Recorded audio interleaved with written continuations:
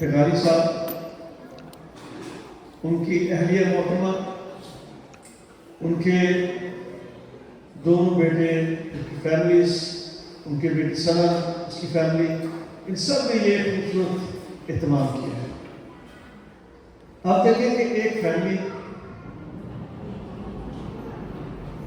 اتنا زبردست اہتمام کرتی ہے، کیا ہمیں خدا کا شکر ادا کرنا چاہیے؟ آمین۔ اور میں التماس کرتا ہوں کہ بڑا مہربانی جتنے لوگ باہر ہیں وہ بڑا مہربانی اندر آ جائیں۔ مجھے لگتا ہے کہ جیسے یہ عبادت کا میں میلہ جا رہا ہے، کوئی چاہ پی رہا ہے، کوئی پانی پی رہا ہے، کوئی پھر رہا ہے، کوئی بیٹھا ہے، کوئی ہوتا ہے۔ مہربانی کر کے اسی خداوند دی حضوری نوں دلوں محسوس کریں۔ اور میں چاہتا کہ جتنے لوگ باہر میں سارے اندر آئے، تو جنہوں نے فون کی پرابلم کو سارے اپنے اپنے فون جمع کرا دیں۔ سلی بھائی دعا کروں تاکہ میری آواز باہر جائے، تو جتنے لوگ باہر ہیں وہ سارے اندر آئے۔ میں ایک بار پھر التماس کرتا ہوں، اردو میں بھی تو پنجابی سے بھی، کہ مہربانی کر کے اندر آ جائیں جو لوگ باہر ہیں، تاکہ آپ خدا کا کلام سنیں۔ کئی بار خدا کا کلام سننا بڑا مشکل ہوتا ہے۔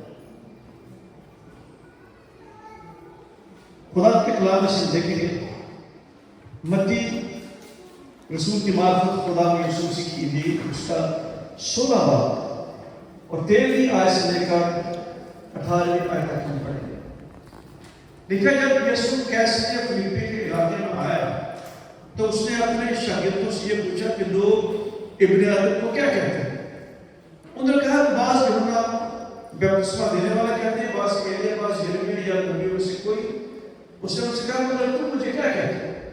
شمعون پترس نے جواب میں کہا تو زندہ خدا کا بیٹا مسیح ہے۔ یسوع نے جواب میں اس سے کہا مبارک ہے تم شمعون بر یونا، کیونکہ یہ بات گوشت اور خون نے نہیں بلکہ میرے باپ نے جو آسمان پر ہے تجھ پر ظاہر کیا ہے۔ اور میں بھی تجھ سے کہتا ہوں کہ تو پترس ہے، اور میں اس پتھر پر اپنی کلیسیا بناؤں گا، اور عالم اربع کے دروازے اس پر غالب نہ ہے۔ خدا ان کی صلاح کو نصیب سب کو برکت دے، آمین۔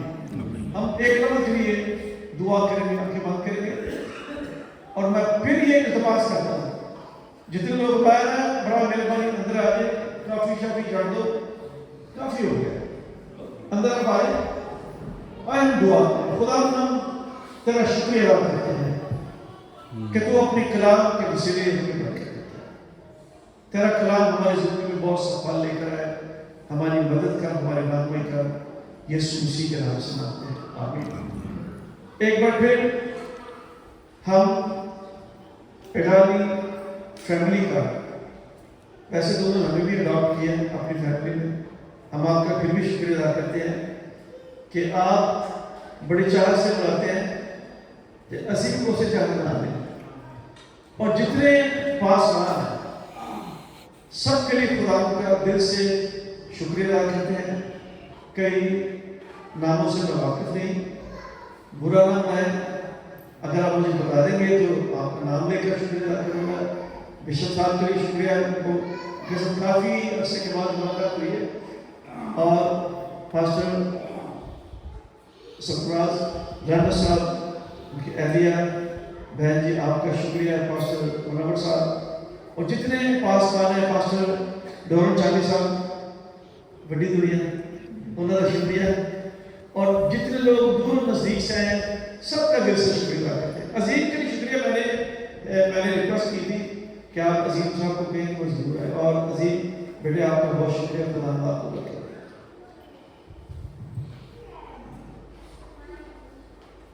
چاروں اناجیل کو مختلف اینگل سے لکھا گیا ہے۔ متی کی انجیل میں خدا یسوع مسیح کو بطور بادشاہ کا بادشاہ بیان کیا ہے۔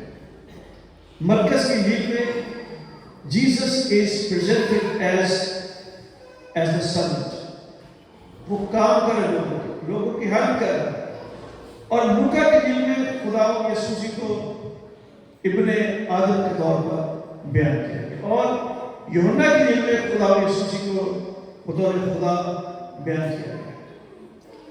मत्ती के नाम का मतलब है यहोवा का तोहफा, गिफ्ट ऑफ यहोवा। और ये इंतहाई पढ़ा लिखा शख्स था, और ये जब अपने महसूस लेने वाली चौकी पर बैठा था तो खुदा ने इसको बुलाया कि मत्ती मेरे पीछे हो गए, और उस वक्त से मत्ती खुदा यीशु के पीछे हो गया। और जब खुदा यीशु आसमान पर चले जिंदा हो गया तो 12 साल के बाद मत्ती रसूल को खुदा इथोपिया में ले गए, और इथोपिया में पहली कलीसिया कायम करने वाले मत्ती रसूल।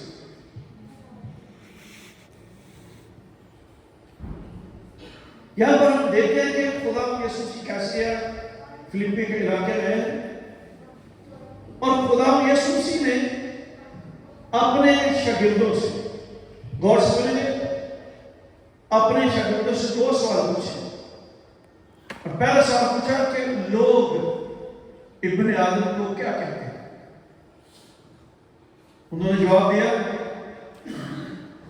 कि बास कहते हैं कि तू यूहन्ना बपतिस्मा देने वाला है, बास एलिया कहते हैं, बास यिर्मयाह या नबियों में से कोई।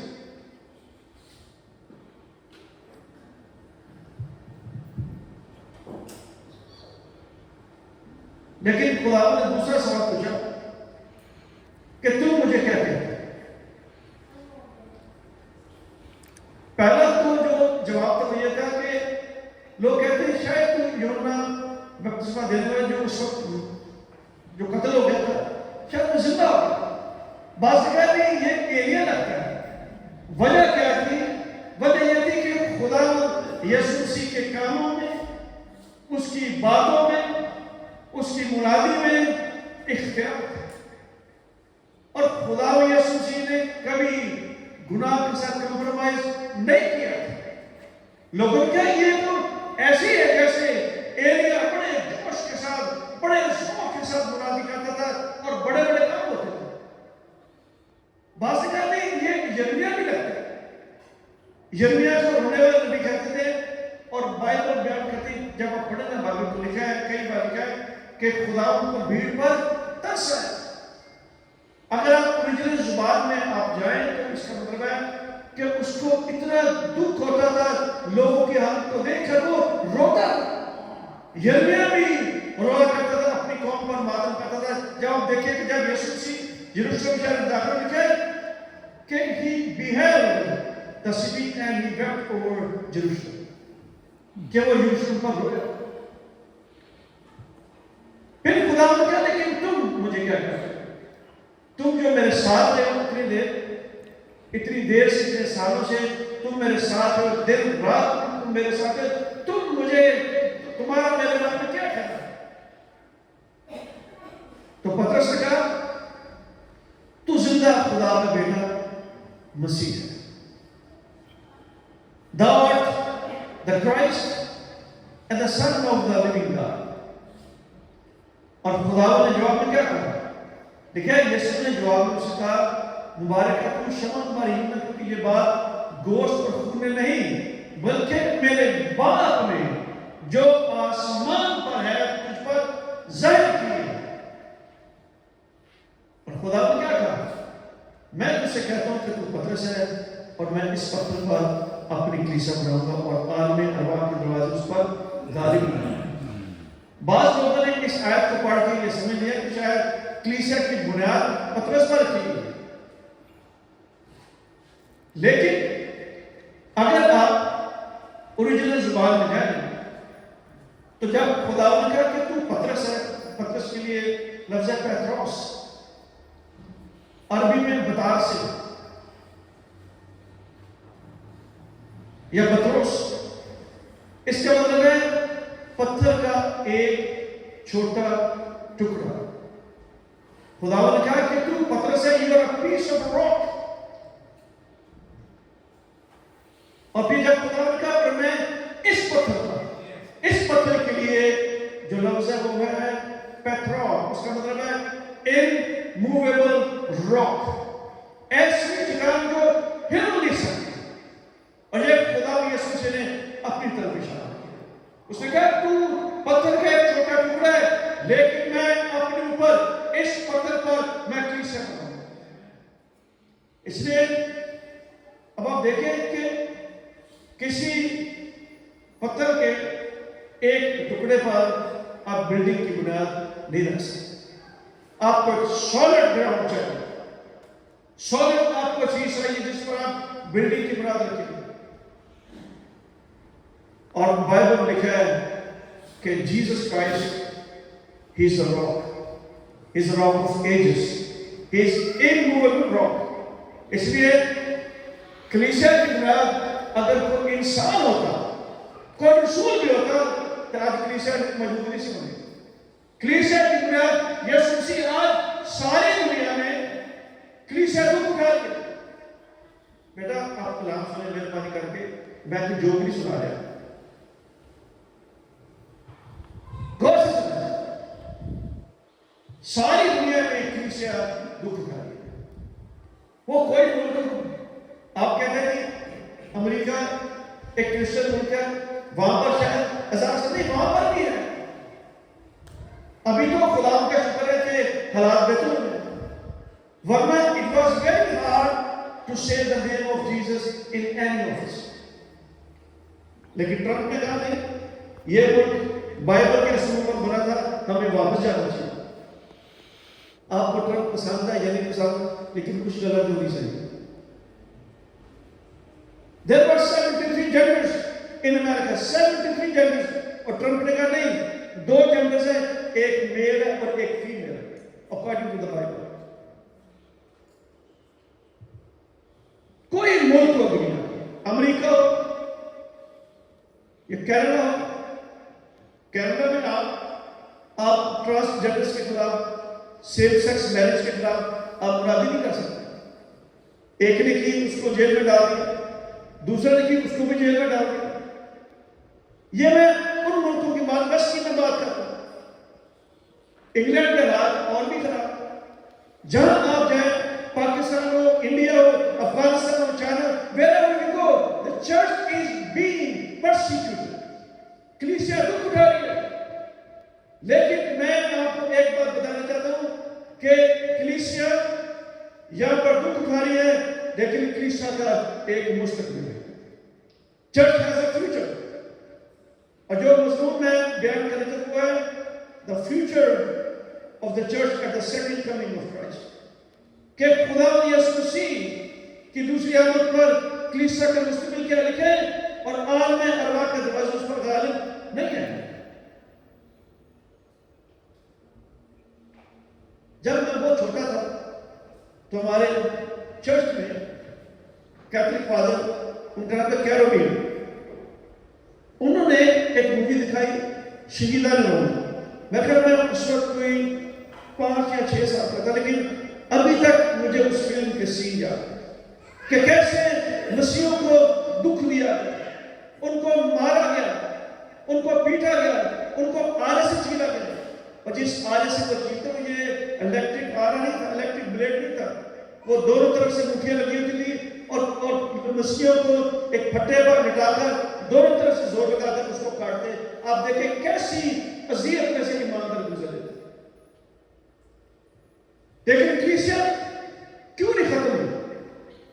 Why the church is still increasing in numbers, establishing in faith and increasing in number. کیوں کلیسیا بڑھتی جا رہی ہے؟ اس لیے کہ کلیسیا کی بنیاد کوئی انسان نہیں ہے, کلیسیا کی بنیاد کوئی مذہب نہیں ہے, کوئی دین نہیں ہے. کلیسیا کی بنیاد یسوع مسیح. Hallelujah, hallelujah.